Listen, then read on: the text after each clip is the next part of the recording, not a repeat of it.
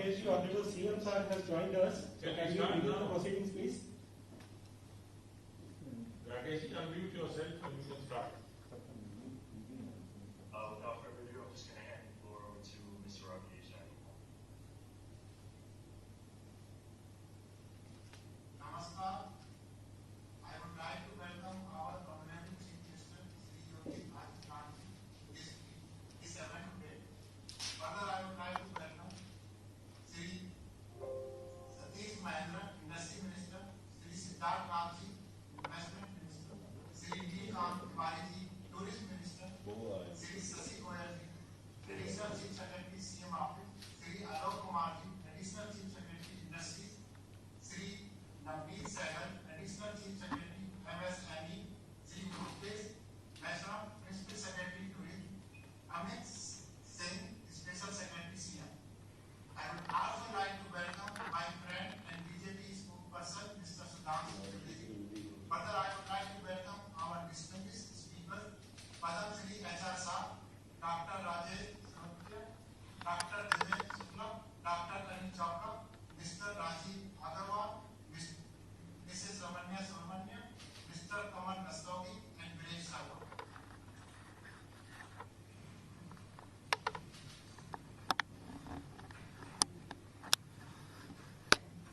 Now, the Uttar Pradesh Association of North America is about connecting people with possibility. Our goal is to strive for positive change and make a real impact to improve our Indian community at home and abroad. Together, we can make Uttar Pradesh and rest of India a better place to live and travel to. It is a real opportunity to make a meaningful impact on people's life. My name is Rakesh Agarwal and I am the founder and the trustee of Uttar Pradesh Association of North America.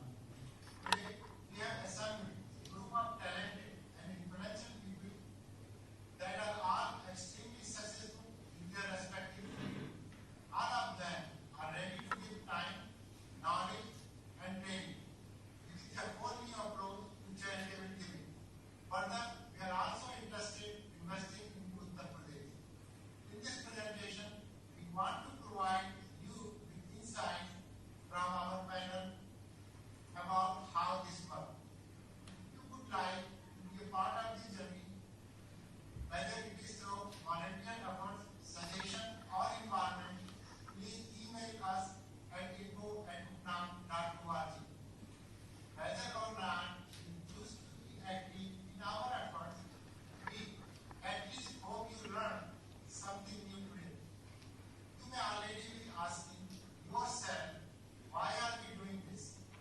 On a personal level, I remember when I was growing up in India, my family could have used a helping hand. I have always wanted to be a part of a team that helps provide that hand. And I know that many people in the United States feel the same way. And this is why we formed the Uttar Pradesh Association of North America in order to help community flourish. In addition to community efforts, we believe through investment and tourism opportunity in Uttar Pradesh, we can also provide a lasting impact on local communities and the economy. Now, I would like to invite our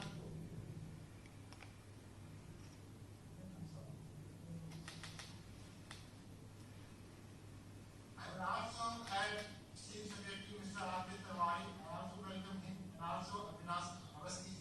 Welcome to Avinash. Now I would like to invite just show our it. Consulate General, Mr. Jaiswal. He will say a few words.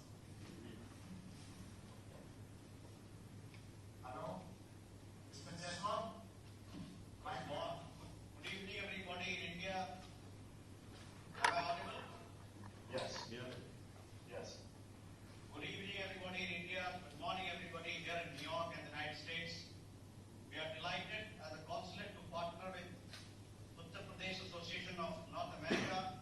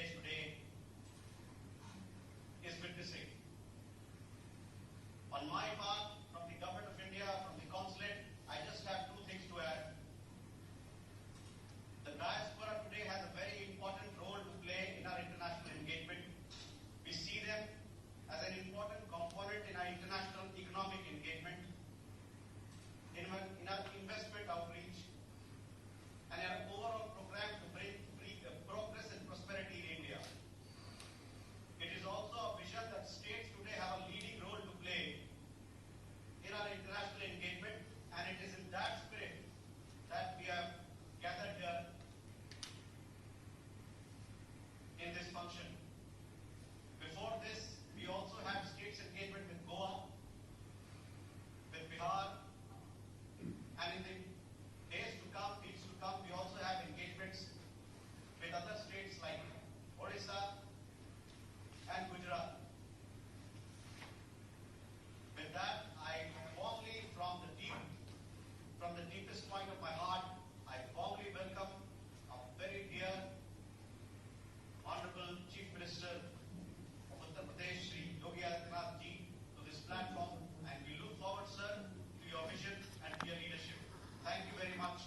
It's a sheer delight for us to have you with us, and hopefully once the COVID is put behind, we can welcome you.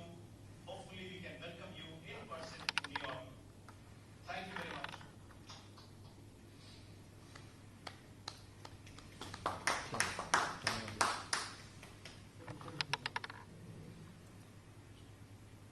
Rakesh, we will just play a small film.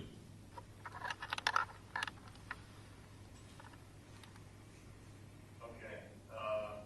We would like to welcome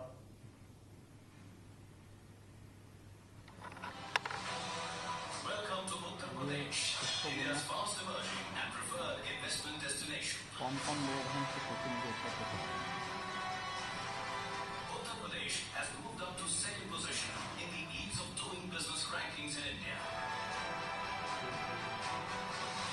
Under the guidance of Prime Minister Narendra Modi and with the visionary leadership and far-sightedness of Chief Minister Yogi Adityanath,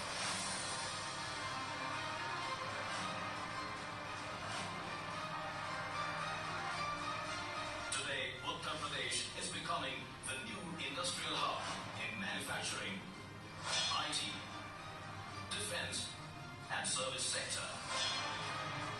Chief Minister Yogi Adityanath has created a favorable business environment in the state by encouraging investment-friendly policies, transparent procedures, generous rules, and rolling out a red carpet welcome to investors. A strong network of road, rail, and air connectivity and robust infrastructure has been developed in the state to facilitate investors. With the presence of a conducive business environment, Uttar Pradesh has attracted global businesses and record investments.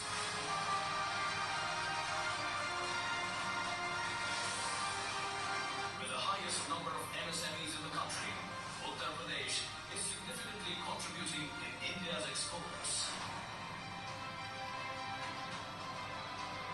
The flagship ODOP scheme of Chief Minister Yogi Adityanath has opened doors for the local products to international markets.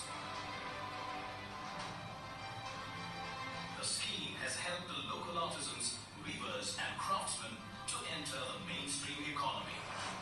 Amidst the ongoing challenges, today, Uttar Pradesh's GDP is growing.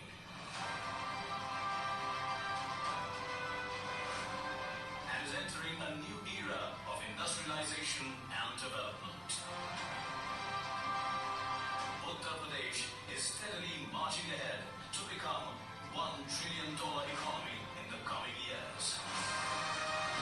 Come, invest in Uttar Pradesh. Welcome to चलो हाँ Rakesh ji, over to you. Yes. Well, thank you. My name is Akash Agarwal. I'll be moderating today's event. Thank you for such a wonderful introduction video for Uttar Pradesh investments and manufacturing. We'll now move on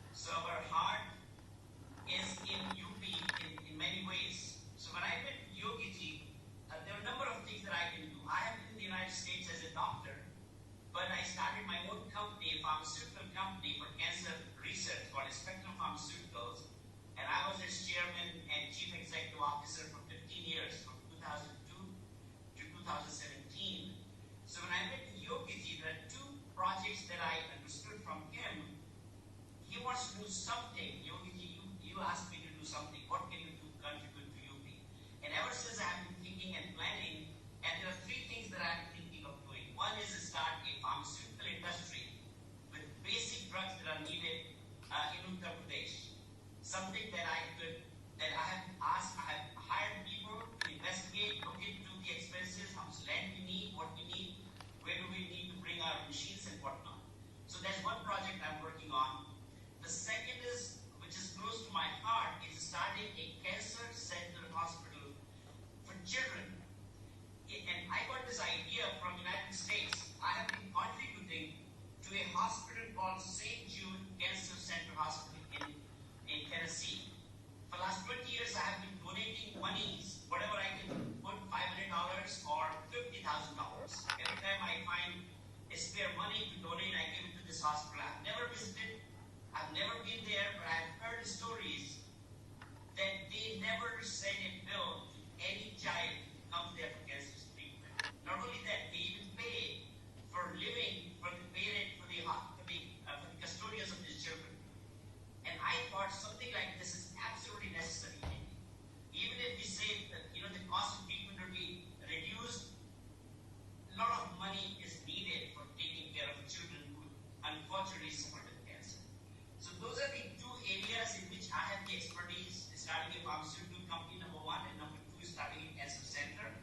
And thirdly, of course, with the help of Rakesh ji, I would very much like to make sure that we, just like there is a group of Americans for Hindus in America, a very active group, I think the group of UP group that Rakesh ji started, I was not aware of it until Rakesh ji and Guru reached out to me. I think we have a lot of potential here where people want to invest money. We have all reached a stage where we want to give it back to UP. We have given back to the United States, a lot of other places. Egal Vidyalaya I'm supporting for a long time. But I think a time has come when we should do something for UP in a way that it makes a difference. And Yogi ji, all the initiatives that you have taken, we are very proud of it. Every time we read a news about UP and India, we are very proud of our leadership at this time. Thank you so much. I know there are a lot of speakers, so I would like to stop here and say I am here at your service.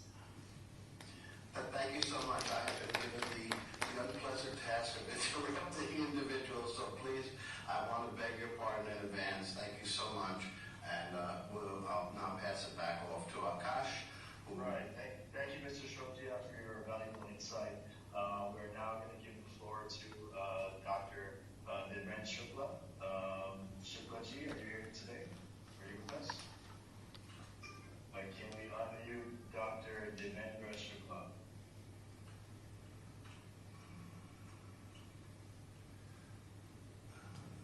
Okay, asked to unmute. There you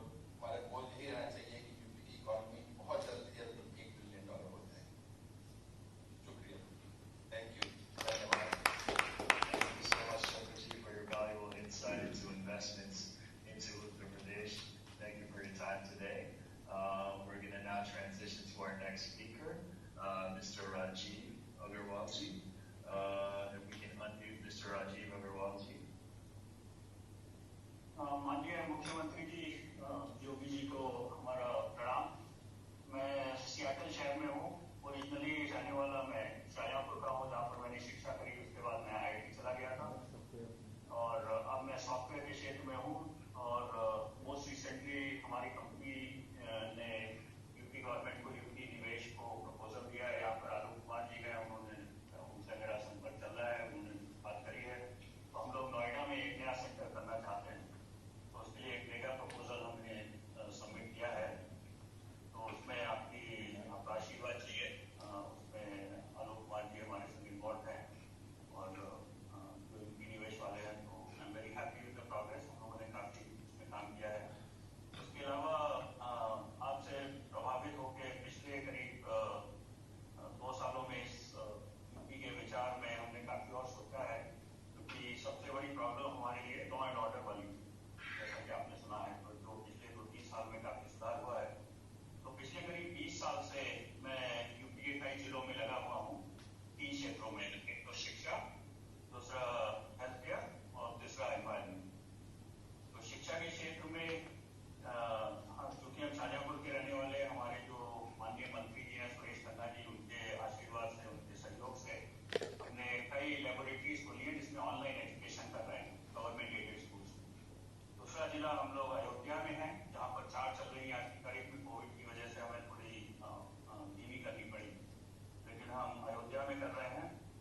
तीसरा जो है वो बरेली जिला है, जिसमें कि हमारी 8 laboratories चल रही है, जहाँ पर हम निःशुल्क ऑनलाइन अकेडमी देते हैं, खान अकेडमी हिंदी इंग्लिश करके, which is a very successful programme and we are looking to expand it to probably 50 labs in 2021।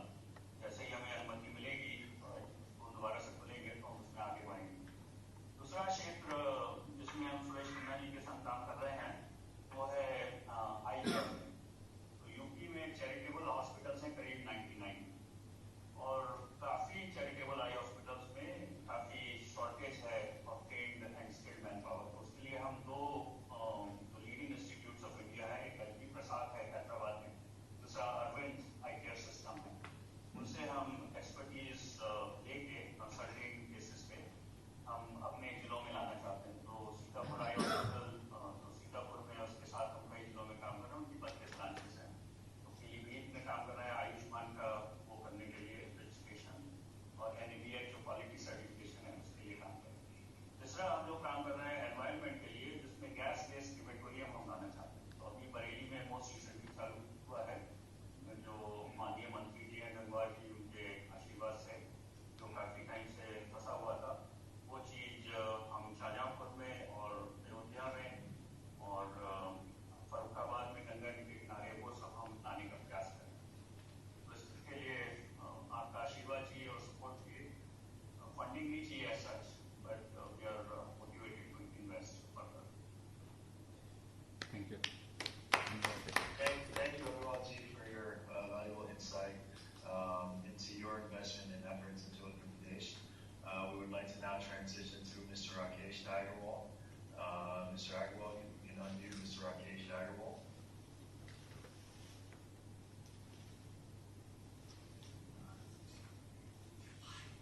Yogi ji नमस्कार।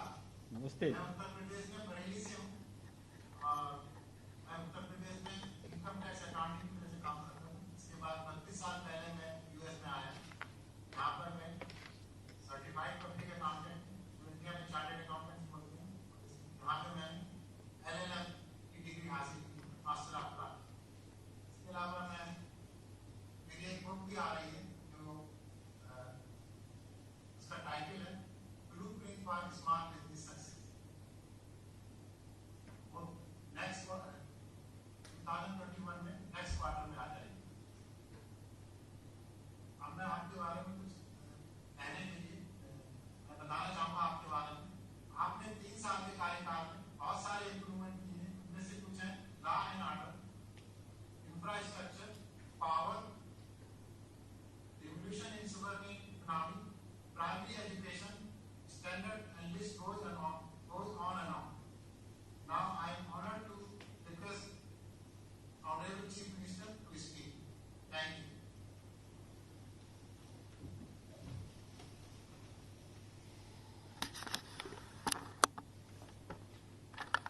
Uttar Pradesh association of north America के तत्वाधान में अमेरिका के प्रवासी भारतीय उद्योगपतियों के साथ आज के इस संवाद कार्यक्रम में उपस्थित प्रदेश की राजधानी लखनऊ में मेरे साथ यहां पर उपस्थित हमारे औद्योगिक विकास के मंत्री श्रीमान सतीश महाना जी, एमएसएमई विभाग के मंत्री श्री सिद्धार्थनाथ सिंह जी, पर्यटन और संस्कृति विभाग के मंत्री श्री नीलकंठ तिवारी जी, प्रदेश के मुख्य सचिव श्री आर के तिवारी जी, अपर मुख्य सचिव औद्योगिक विकास श्री आलोक कुमार जी, अपर मुख्य सचिव मुख्यमंत्री कार्यालय से एसपी गोयल जी, अपर मुख्य सचिव सूचना श्री नवनीत सहगल जी, अपर मुख्य सचिव गृह तथा एक्सप्रेसवेज के सीईओ श्री अवनीश कुमार अवस्थी जी, प्रमुख सचिव पर्यटन और संस्कृति श्री मुकेश मेश्राम जी, मुख्यमंत्री कार्यालय से जुड़े हुए हमारे सभी अधिकारीगण, Uttar Pradesh association of north America से आज हमारे साथ इस संवाद के साथ जुड़े हुए श्री राकेश अग्रवाल जी, श्रीमान देवेंद्र शुक्ला जी, डॉक्टर राजेश सोतिया जी, श्रीमान अनिल चोपड़ा जी, श्रीमान HR शाह जी, श्री राजीव अग्रवाल जी, न्यूयॉर्क में भारत के कौंसल जनरल श्रीमान रणधीर जायसवाल जी और उपस्थित सभी हमारे प्रवासी बंधुगण, मैं सबसे पहले अपनी पूरी टीम की ओर से आप सबका हृदय से बहुत बहुत अभिनंदन करता हूं। आप सबके साथ संवाद करना मेरे लिए और मेरी टीम के लिए अत्यंत ही गौरवास्पद है और प्रसन्नता का क्षण भी। अपनी मातृभूमि से हजारों किलोमीटर दूर अपने परिश्रम और पुरुषार्थ से आप सब ने जो कुछ भी अर्जित किया है वो अभिनंदनीय है ही, लेकिन सब कुछ प्राप्त होने के बावजूद अपनी मातृभूमि के प्रति वही लगाव, ये हमारी प्रसन्नता का विषय है और मैं इसके लिए आप सभी का हृदय से अभिनंदन करता हूं, स्वागत करता हूं। मुझे प्रसन्नता इस बात की भी है कि अपने व्यस्त व्यावसायिक दिनचर्या से समय निकाल करके आप सब अपनी मातृभूमि के प्रति, भारत के प्रति, उत्तर प्रदेश के प्रति, यहाँ के प्रत्येक घटित होने वाली घटना पर बहुत पैनी निगाह रखते हैं और यहाँ के सर्वांगीण विकास के प्रति न केवल रुचि लेते हैं बल्कि एक सकारात्मक सहयोग करने के सदैव पक्षधर रहते हैं। ये मेरे लिए बहुत प्रसन्नता का विषय है क्योंकि उत्तर प्रदेश की जब हम बात करते हैं तो उत्तर प्रदेश, जैसा कि अभी अनिल चोपड़ा जी ने अपने उद्बोधन में कहा भी कि आबादी के हिसाब से अगर हम देखेंगे तो 24 करोड़ की आबादी उत्तर प्रदेश राज्य में निवास करती है।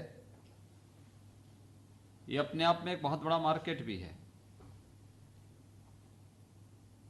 और जहां तक जब उत्तर प्रदेश की हम बात करते हैं तो मैं बार बार इस बात को कहता हूं कि प्रकृति और परमात्मा ने तो हम पर बहुत बड़ी कृपा की, लेकिन प्रकृति और परमात्मा से प्राप्त हुए उस उपहार को सौभाग्य में बदलने में कहीं न कहीं कोई कोताही जरूर हुई, जिसके कारण हम लोगों ने आर्थिक उन्नयन के उन नई ऊंचाइयों को अब तक प्राप्त नहीं कर पाया जिसे हम प्राप्त करने के हकदार थे। कोई बात जरूर रही होगी, लेकिन आप जैसे उद्यमी और हर एक क्षेत्र के विशेषज्ञों का सहयोग अगर उत्तर प्रदेश की हमारी टीम को प्राप्त होगा तो मैं बहुत विश्वास के साथ कह सकता हूं कि उत्तर प्रदेश के अंदर प्रकृति और परमात्मा ने सबसे उर्वरा भूमि दी है, सबसे अच्छा जल संसाधन दिया है, अच्छा मैन पावर भी दिया है, प्रचुर मात्रा में मैन पावर हमारे पास यहाँ पर उपलब्ध है। और अब हमारी सरकार ने यहाँ की जो आवश्यकता थी, उत्तर प्रदेश के अनुरूप उत्तर प्रदेश का इंफ्रास्ट्रक्चर डेवलप हो, उत्तर प्रदेश में हर प्रकार के टूरिज्म की जो संभावनाएं हैं, खासतौर पर जब हम लोग टूरिज्म की बात करते हैं तो स्पिरिचुअल टूरिज्म के लिए जो बहुत महत्वपूर्ण स्थल है। और मैं तो उत्तर प्रदेश की जब बात करता हूं तो मैं कहता हूं कि ये मानवीय सभ्यता की प्रथम भूमि है। याद करिए, मनु धरती के पहले राजा हुए और मनु की राजधानी अयोध्या थी। जिस परंपरा में बाद में मर्यादा पुरुषोत्तम भगवान श्री राम ने जन्म लिया, वह उत्तर प्रदेश में स्थित है। दुनिया की सबसे प्राचीन नगरी काशी, वाराणसी आज भी उत्तर प्रदेश में है। प्रयागराज जो हमारी संगम की धरती है और दुनिया का सबसे बड़ा आध्यात्मिक और सांस्कृतिक आयोजन कुंभ जिस पवित्र धरती पर आयोजित होता है, वह उत्तर प्रदेश में है। भगवान श्री कृष्ण की जन्मभूमि और उनकी लीला भूमि मथुरा वृंदावन उत्तर प्रदेश में है। दुनिया की पवित्र और बड़ी नदियों में गंगा, यमुना, सरयू, गोमती, ये सभी उत्तर प्रदेश में मौजूद हैं। अनेक आध्यात्मिक और धार्मिक परंपरा के साथ साथ यहाँ पर इको टूरिज्म के लिए, हेरिटेज टूरिज्म के लिए जो अनेक संभावनाएं हैं, इन संभावनाओं को तो हम लोगों ने यहाँ पर देखा ही है। और मैं इन संभावनाओं के पीछे हमारे पास जो स्पिरिचुअल टूरिज्म की पार संभावनाएं हैं, मैंने इस पोटेंशियल को अनुभव किया प्रयागराज कुंभ के दौरान। हम आभारी हैं प्रधानमंत्री मोदी जी के, जिन्होंने भारत की सभ्यता और संस्कृति को वैश्विक मंच पर आप जैसे जो भारत माता के सपूतों के माध्यम से बहुत मजबूती के साथ रखने का प्रयास रखा, और उसका परिणाम है योग आज वैश्विक मंच पर भारत की एक धरोहर के रूप में भारत के गौरव को बढ़ा रहा है। प्रयागराज कुंभ, यूनेस्को ने उसे विश्व के यानी मानवता की मूर्त सांस्कृतिक धरोहर के रूप में मान्यता दी। कुंभ की परंपरा हजारों वर्षों की हमारी विरासत का परिणाम है, लेकिन कुंभ यहां पर गंदगी का, भगदड़ का, अव्यवस्था का पर्याय बन चुका था। और जब प्रधानमंत्री जी ने मार्गदर्शन किया, हमारी टीम ने काम किया, तो प्रयागराज कुंभ को हमने स्वच्छता, सुव्यवस्था और सुरक्षा के एक नए मानक पर रख करके वैश्विक मानचित्र पर एक भव्य और दिव्य कुंभ के रूप में प्रयागराज कुंभ को स्थापित किया। और उसका परिणाम रहा कि प्रयागराज कुंभ में 24 करोड़ से अधिक श्रद्धालु वहां पे संगम में स्नान करने के लिए आते हैं। दुनिया के लगभग 187 देशों के प्रतिनिधियों ने अपना प्रतिनिधित्व प्रयागराज कुंभ में किया। लगभग 100 के आसपास देशों के राजदूतावासों ने इस कार्यक्रम में अपनी सहभागिता सुनिश्चित की। भारत के हर राज्य से और लगभग हर गांव की उपस्थिति इस अवसर पर होती है और मैं आप सबको बधाई दूंगा, आप सबका अभिनंदन भी करूंगा कि प्रधानमंत्री मोदी जी के कारण आज उत्तर प्रदेश में 500 वर्षों के उस विवाद का हम समाधान करने में सफल हुए हैं। अयोध्या में मर्यादा पुरुषोत्तम भगवान श्री राम के भव्य मंदिर के निर्माण मार्ग कार्य का शुभारंभ 5 अगस्त 2020 में प्रधानमंत्री मोदी जी के करकमलों से इस कार्य का शुभारंभ भी हो चुका है। दुनिया की सबसे खूबसूरत नगरी के रूप में हम अयोध्या को विकसित करने जा रहे हैं। उसकी पूरी कार्य योजना हमारी बन चुकी है और मैं तो आप सबको आमंत्रित करूंगा कि आप उत्तर प्रदेश में पधारें, अयोध्या को एक नई अयोध्या के रूप में देखें। अयोध्या से काशी, काशी से प्रयागराज और संगम में फिर पवित्र संगम में डुबकी लगा करके अपनी यात्रा का आनंद लें। वहां से मथुरा वृंदावन होते हुए फिर देश की राजधानी दिल्ली, ये मातृभूमि के प्रति आप सबका आगमन का एक नया आनंद आप सबको देखने को मिलेगा। उत्तर प्रदेश की इन संभावनाओं के लिए ही आवश्यक था कानून का राज हो।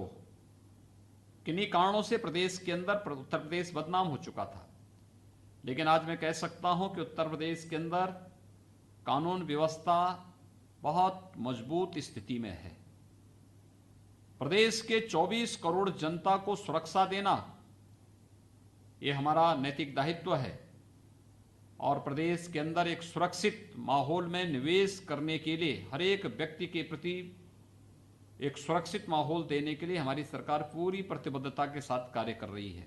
आज उत्तर प्रदेश की कानून व्यवस्था देश के कई राज्यों के लिए एक उदाहरण बन रही है और अक्सर आप इस बारे में सुनते होंगे कि उत्तर प्रदेश ने बहुत सारे ऐसे मामलों में जो प्रदेश के अंदर दंगों के कारण बनते थे, अव्यवस्था के कारण बनते थे, कानून व्यवस्था के गंभीर संकट के कारण बनते थे, उत्तर प्रदेश सरकार ने जो नजीर प्रस्तुत की है आज, न तेज न केवल भारत के अंदर बल्कि दुनिया के कई देशों के अंदर वहां इसको उदाहरण के रूप में प्रस्तुत करने के लिए लोग लालायित दिखते हैं। तो कानून व्यवस्था की सुदृढ़ स्थिति के साथ ही उत्तर प्रदेश ने अपने यहां हम लोगों ने अलग अलग सेक्टर में निवेश की कुछ सेक्टोरियल पॉलिसीज भी बनाई हैं और हमारा यह मानना है कि पिक एंड चूज न हो। हम लोग एक सुनिश्चित हर एक क्षेत्र में निवेश के लिए हम लोगों ने उतनी अपनी नीतियां तैयार की हैं। उन नीतियों के अंतर्गत सरकार के प्रोत्साहन से, सहयोग से निवेश करने के लिए हर एक निवेश को उचित माहौल देने की और इसके लिए सिंगल विंडो प्लेटफॉर्म के लिए निवेश मित्र पोर्टल भी विकसित उत्तर प्रदेश सरकार ने किया है।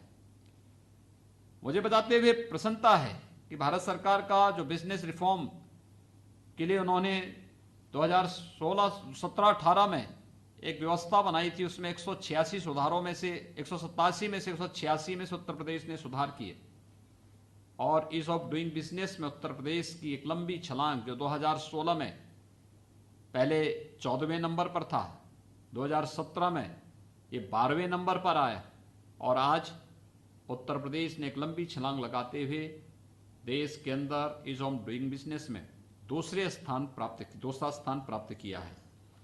यानी जो अपार संभावनाएं हर एक फील्ड में हैं।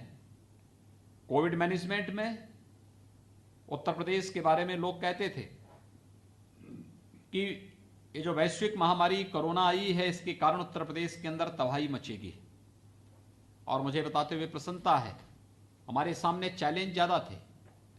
आप सभी जानते हैं लगभग 40 लाख के आसपास प्रवासी कामगार और श्रमिक उत्तर प्रदेश में आए और 60 लाख ऐसे थे जो उत्तर प्रदेश से होते हुए गए। बिहार, बंगाल, झारखंड, छत्तीसगढ़, मध्य प्रदेश, उड़ीसा, यहां के जितने भी कामगार और श्रमिक दूसरे राज्यों में थे वे सभी उत्तर प्रदेश होते हुए गए और उत्तर प्रदेश सरकार ने के सहयोग से उन राज्यों तक पहुंचाए गए। और उस सब के बावजूद अगर हम लोग कोविड की पॉजिटिविटी का रेट देखें तो उत्तर प्रदेश के अंदर ये 5% से कम है CFR अगर हम देखें तो 1% के आसपास है। पूरे देश और दुनिया के अंदर हेल्थ इंफ्रास्ट्रक्चर भले ही हमारा अमेरिका की तुलना में कमजोर रहा हो, लेकिन कोविड मैनेजमेंट हमारा किसी भी अन्य देश की तुलना में बहुत बेहतरीन रहा है। उत्तर प्रदेश ने और हमारी टीम ने ये करके प्रदेश के अंदर दिया है, देश के सामने किया है। WHO को उत्तर प्रदेश के कोरोना मैनेजमेंट की सराहना करनी पड़ी है। मैं आज के इस अवसर पर आप सभी से कहना चाहूंगा कि हम लोगों ने पिछले 3 वर्षों के अंदर प्रदेश के अंदर इंफ्रास्ट्रक्चर पर ध्यान दिया। आज प्रदेश के अंदर हमारे 4 एक्सप्रेसवेज बन रहे हैं। पूर्वांचल एक्सप्रेसवे, ये लखनऊ से गाजीपुर होते हुए वाराणसी तक जोड़ रहा है। युद्ध स्तर पर कार्य चल रहा है और हमारा प्रयास है कि हम मार्च 2021 में इस एक्सप्रेसवेज को यातायात के लिए उपलब्ध करवा देंगे। यह हमारे यूपी के ईस्टर्न पार्ट की इकोनॉमी की बैकबोन बनने जा रही है। दूसरा, बुंदेलखंड एक्सप्रेसवे। बुंदेलखंड क्षेत्र को हम लोगों ने आगरा लखनऊ एक्सप्रेसवे के साथ जोड़ते हुए बुंदेलखंड के सभी जनपदों को हम जोड़ने जा रहे हैं। इसमें जालौन भी है, झांसी का एक पार्ट भी है, महोबा है, हमीरपुर है, बांदा है, चित्रकूट है, और इन सभी को जोड़ते हुए एक एक्सप्रेसवे चित्रकूट तक जा रहा है। चित्रकूट हमारी आध्यात्मिक और सांस्कृतिक नगरी भी है। कहते हैं भगवान श्री राम ने अपने वनवास काल का सर्वाधिक समय चित्रकूट में ही व्यतीत किया था और प्रतिवर्ष लाखों की संख्या में श्रद्धालु चित्रकूट आता है। यानी चित्रकूट, अगर आज के दिन पर दिल्ली कोई श्रद्धालु जाना चाहेगा तो चित्रकूट से उसे दिल्ली तक अगर बाई रोड हो जाता है तो उसे पहुंचने में लगभग 12-13 घंटे लगते हैं। लेकिन जब एक्सप्रेसवे बनेगा, 1 वर्ष के बाद कंप्लीट होगा, तो यही दूरी मात्र 5 घंटे में चित्रकूट से चल करके कोई भी नागरिक, बुंदेलखंड का कोई भी नागरिक 5 घंटे में दिल्ली राष्ट्रीय राजधानी क्षेत्र में पहुंच सकता है। तीसरा एक्सप्रेसवे हमारा गोरखपुर पूर्वांचल एक्सप्रेसवे से गोरखपुर लिंक एक्सप्रेसवे बन रहा है। और चौथा, गंगा एक्सप्रेसवे मेरठ से लेकर के प्रयागराज तक, ये लगभग 600 किलोमीटर से अधिक बड़ा एक्सप्रेसवे बन रहा है। ये जितने भी एक्सप्रेसवे हैं, केवल एक्सप्रेसवे मात्र नहीं है, हर एक जनपद में एक औद्योगिक क्लस्टर विकसित करने की भी एक व्यापक कार्य योजना हमारी चल रही है। और हमारी सरकार ने पहले से ही प्रदेश के अंदर के परंपरागत उद्यम को प्रोत्साहित करने के लिए 1 डिस्ट्रिक्ट 1 प्रोडक्ट की एक अभिनव योजना पहले से हम लोगों ने चलाई है, जो देश की एक लोकप्रिय योजना आज बन चुकी है। आप सभी उत्तर प्रदेश के बारे में जानते हैं कि उत्तर प्रदेश में पहले से सुविधा है, ये व्यवस्था है। खासतौर पर अगर आप अलीगढ़ में देखेंगे तो अलीगढ़ के ताले फेमस हैं, लेकिन ये केवल ताला ही नहीं, हार्डवेयर का बेहतरीन कार्य अलीगढ़ में पहले से होता रहा है, लेकिन उसके प्रमोशन की व्यवस्था नहीं थी। फिरोजाबाद का ग्लास, कन्नौज का इत्र, मुरादाबाद के पीतल की, खुर्जा की क्रॉकरी, मेरठ के स्पोर्ट्स आइटम, आगरा के लेदर के आइटम, मुजफ्फरनगर का गुड़, वाराणसी की साड़ियां, भदोई की कालीन, अमरोहा का ढोलक, पीलीभीत की बांसुरी, सिद्धार्थनगर जनपद का काला नमक चावल, प्रतापगढ़ का आंवला, यानी हर एक क्षेत्र का अलग अलग प्रोडक्ट हम लोगों ने उस रूप में प्रस्तुत करने का प्रयास किया और एक लोकप्रिय योजना ये चली है। और आज भारत, यानी हमारा यूनियन बजट जो भारत सरकार का बनता है, उसमें भी 1 डिस्ट्रिक्ट 1 प्रोडक्ट की इस अभिनव योजना को आगे प्रोत्साहित करने के लिए बजट में विगत वर्ष भारत सरकार ने प्रावधान किया। प्रधानमंत्री मोदी जी ने आत्मनिर्भर भारत की बात की, तो आत्मनिर्भर भारत का आधार ये 1 डिस्ट्रिक्ट 1 प्रोडक्ट की ये योजना ही बनने जा रही है। ये भी उत्तर प्रदेश के अंदर पहले से इस पे काफी कार्य चल रहा है और इसके लिए अलग अलग जगह कॉमन सर्विस सेंटर है, इसके क्लस्टर विकसित करने की कार्रवाई है, इसकी डिजाइनिंग, इसकी मार्केटिंग, इसकी ब्रांडिंग, इन सब की तैयारी हर एक स्तर पर प्रदेश सरकार के द्वारा इसको प्रोत्साहित और प्रेरित किया जा रहा है। लेकिन इंफ्रास्ट्रक्चर के लिए एक्सप्रेस वेज के साथ ही हम लोगों ने 75 जनपद हैं, हर एक जनपद को हम लोगों ने 4 लेन से जोड़ने की एक व्यापक कार्य योजना तैयार की, जिसमें अधिकतर हम लोग जोड़ चुके हैं। उत्तर प्रदेश को जोड़ने वाले जितने भी हमारे इंटरस्टेट या इंटरनेशनल मार्ग हैं, इन सब को भी 4 लेन की कनेक्टिविटी से हम जोड़ रहे हैं। ज्यादातर जुड़ चुके हैं, जो थोड़े बहुत हैं हम कुछ ही महीनों के अंदर इन सभी को जोड़ चुके होंगे। प्रदेश के अंदर तहसील और विकासखंड मुख्यालयों को 2 लेन के साथ हम जोड़ रहे हैं। उत्तर प्रदेश देश का पहला वाटरवे हल्दिया से वाराणसी तक जुड़ चुका है। उत्तर प्रदेश के अंदर 2017 में मात्र हमारे 2 एयरपोर्ट फंक्शनल थे, आज 8 एयरपोर्ट हमारे फंक्शनल हैं। 29 एयरपोर्ट पे हमारा कार्य चल रहा है। जेवर में हम लोग एशिया का सबसे बड़ा एयरपोर्ट बनाने जा रहे हैं। और यही नहीं, कुशीनगर भगवान बुद्ध की महापरिनिर्वाण स्थली में भी एक इंटरनेशनल एयरपोर्ट बन रहा है, और अयोध्या में भी एक इंटरनेशनल एयरपोर्ट के लिए हम लोगों ने तेजी के साथ कार्य करना प्रारंभ किया है। चित्रकूट में भी हम एयरपोर्ट बना रहे हैं, आजमगढ़ में भी बना रहे हैं, सहारनपुर में, मेरठ में, अलीगढ़ में, बरेली, यानी हर एक स्थल पर एयरपोर्ट या तो फंक्शनल हो चुके हैं या एयरपोर्ट के निर्माण की कार्रवाई युद्ध स्तर पर प्रदेश शासन के द्वारा प्रारंभ की गई है। मेट्रो के लिए 2017 तक उत्तर प्रदेश का एक भी शहर मेट्रो से नहीं जुड़ा था। आज हमारे 4 शहर मेट्रो के साथ, मेट्रो की सेवाएं 4 शहरों में हैं, राजधानी लखनऊ में, गाजियाबाद में, नोएडा और ग्रेटर नोएडा में। वर्तमान में कानपुर में और आगरा में मेट्रो कार्य का शुभारंभ हो चुका है, और भविष्य में हम अपने अन्य शहरों को भी जोड़ रहे हैं। मेरठ से दिल्ली रैपिड रेल के निर्माण कार्य युद्ध स्तर पर चल रहे हैं। मेरठ से दिल्ली की दूरी को हम कम कर सकें, इसके लिए 12 लेन का एक्सप्रेसवे दिल्ली मेरठ को जोड़ने के लिए वर्तमान में बन रहा है, आगामी कुछ महीनों में बन के तैयार हो जाएगा। मेरठ से हरिद्वार की दूरी को कम करने के लिए जहां हम एक्सप्रेसवेज के साथ तो उसको जोड़ ही रहे हैं, लेकिन साथ साथ गंगा नहर के दोनों ओर भी हम लोग 2 लेन के 2 अच्छे मार्ग वहां पर उसके साथ जोड़ करके कावड़ यात्रा के साथ साथ सामान्य यातायात के लिए भी उन मार्गों का उपयोग करेंगे। इस पर हम बृहद स्तर पर कार्य हमारा वर्तमान में चल रहा है। प्रदेश के अंदर ऊर्जा सेक्टर में भी हम लोगों ने बहुत काम किया है। प्रदेश में विद्युत की आपूर्ति शहरी क्षेत्र में भी और ग्रामीण क्षेत्र में बहुत अच्छी सुधार हुई है। ओपन एक्सेस की सुविधा हमने औद्योगिक क्षेत्रों को उपलब्ध कराया है, और प्रदेश के अंदर इन व्यापक संभावनाओं को आगे बढ़ने की जो तैयारी चली है उसी का परिणाम है कि अभी परसों सैमसंग ने उत्तर प्रदेश शासन के साथ जो एक एमओयू हमारे साथ पहले हस्ताक्षरित किया था, उसमें देश का पहला डिस्प्ले यूनिट उत्तर प्रदेश में लगने जा रहा है। लगभग 5,000 करोड़ रुपए का निवेश सैमसंग उसमें करने जा रहा है। एक डाटा सेंटर की स्थापना उत्तर प्रदेश के अंदर होने जा रहा है, जिसमें लगभग 6,500 करोड़ रुपए का निवेश उत्तर प्रदेश के अंदर डाटा सेंटर के रूप में, एक नए निवेश के रूप में हम लोग यहां पर देख रहे हैं। पिछले 3 वर्ष के दौरान प्रदेश सरकार की जो कार्रवाई थी, जो कार्य थे, इन सभी को ध्यान में रख करके जो तत्परता यहां पर दिखाई है टीम यूपी ने, उसका परिणाम है कि उत्तर प्रदेश के अंदर 3 लाख करोड़ रुपए से अधिक का निवेश इस दौरान हुआ।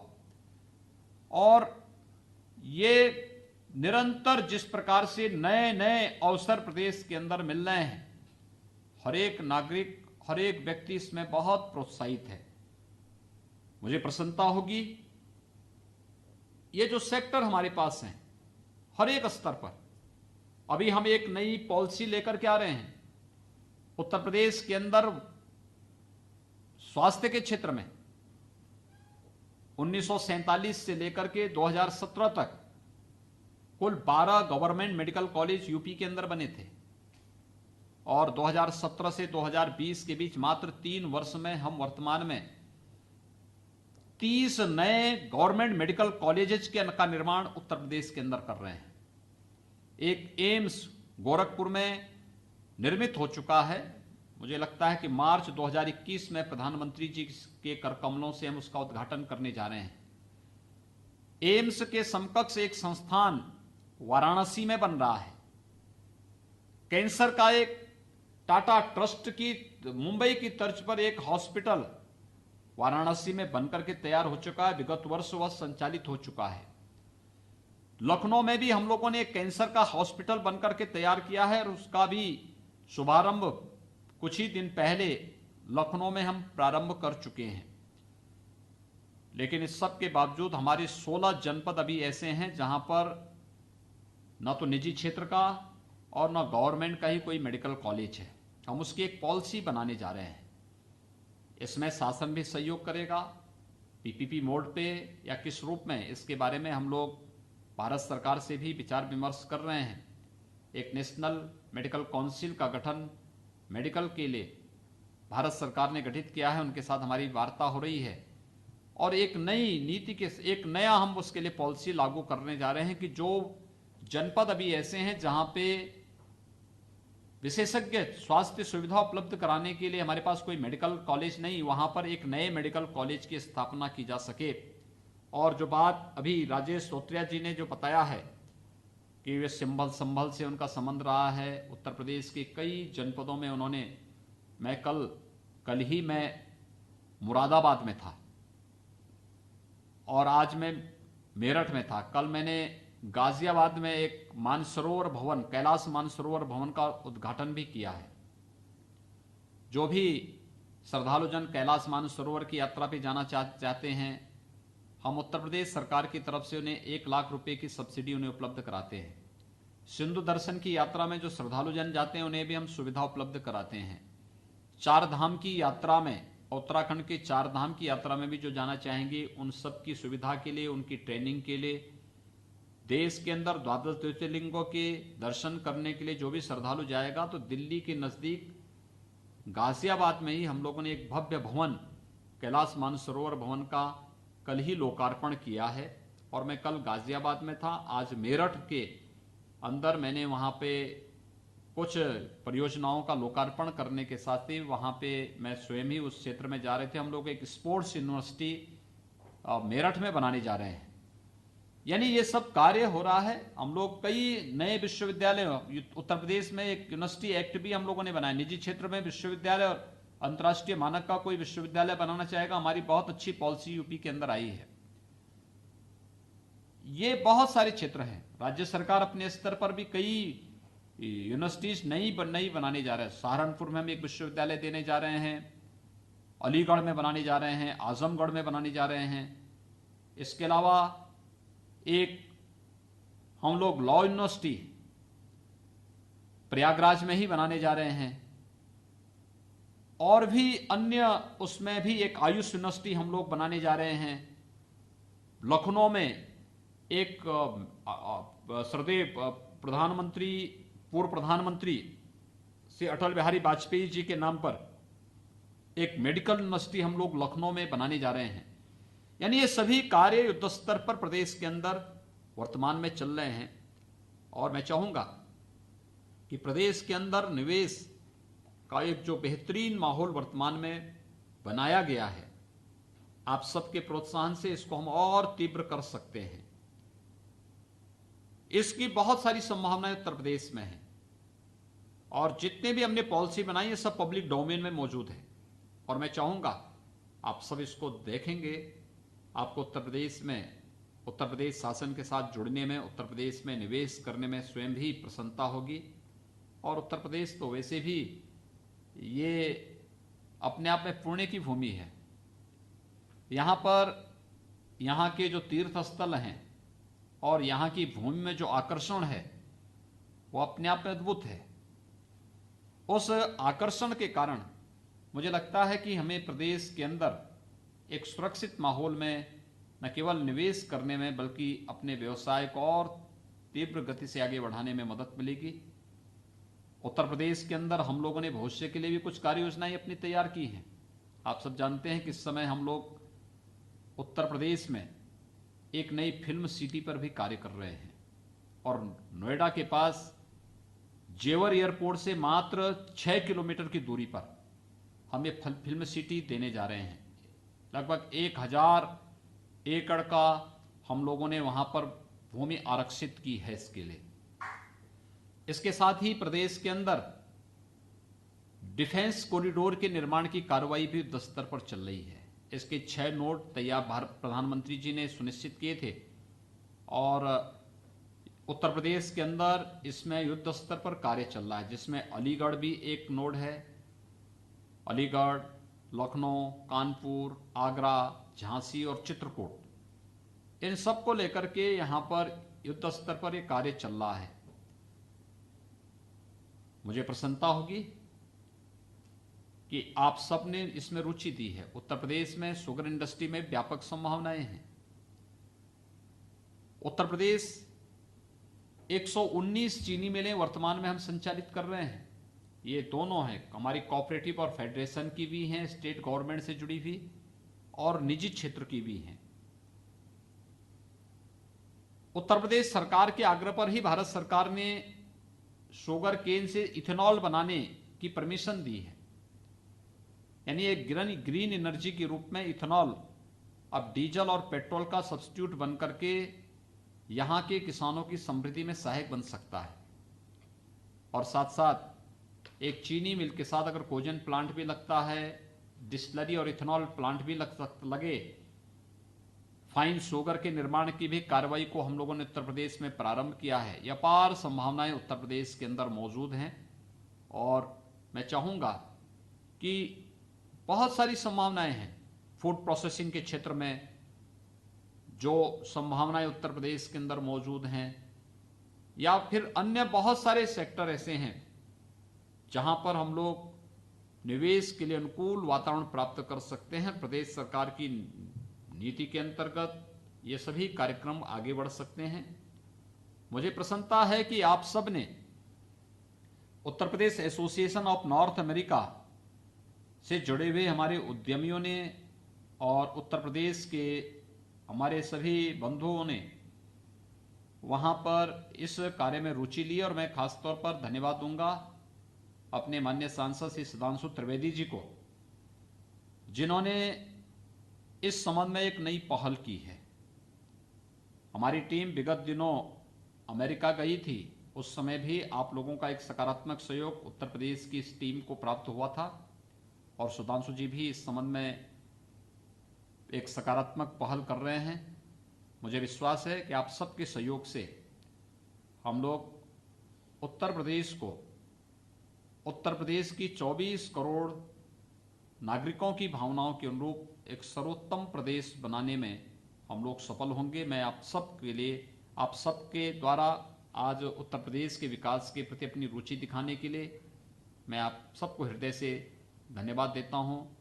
हृदय से आप सबका अभिनंदन करता हूं और विश्वास व्यक्त करता हूं कि हम सब मिलकर के उत्तर प्रदेश के विकास को एक नई ऊंचाइयों तक पहुंचा करके देश में भी और दुनिया में भी उत्तर प्रदेश को हम हर एक फील्ड में, चाहे वह आध्यात्मिक और सांस्कृतिक दृष्टि से हो या फिर आर्थिक और अपनी परंपरागत सभ्यता और संस्कृति को एक नई ऊंचाइयों तक पहुंचाने के लिए इन सब में आगे बढ़ाने में सफल होंगे।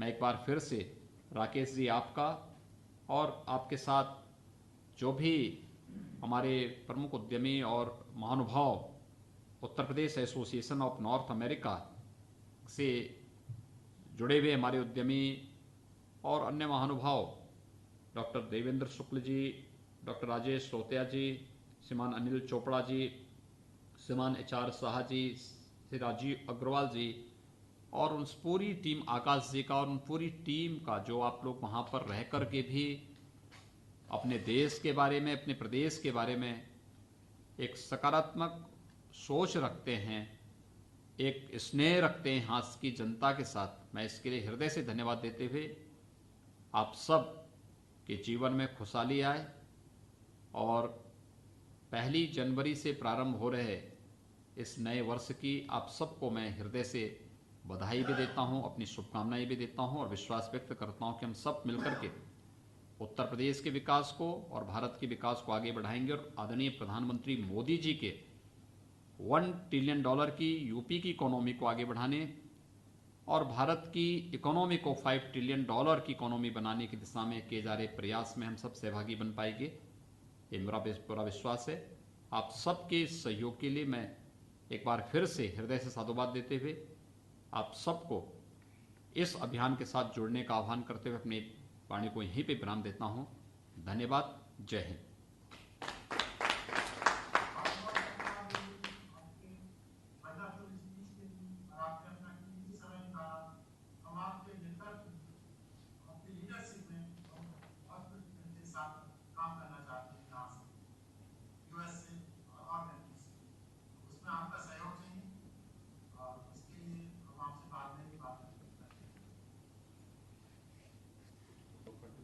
Again, just want to say thank you again to the Honorable Chief Minister for joining us today. We wish you continued success in your efforts to improve Uttar Pradesh. And now we would like to welcome Mr. Sudhanshu Trivedi, also the spokesperson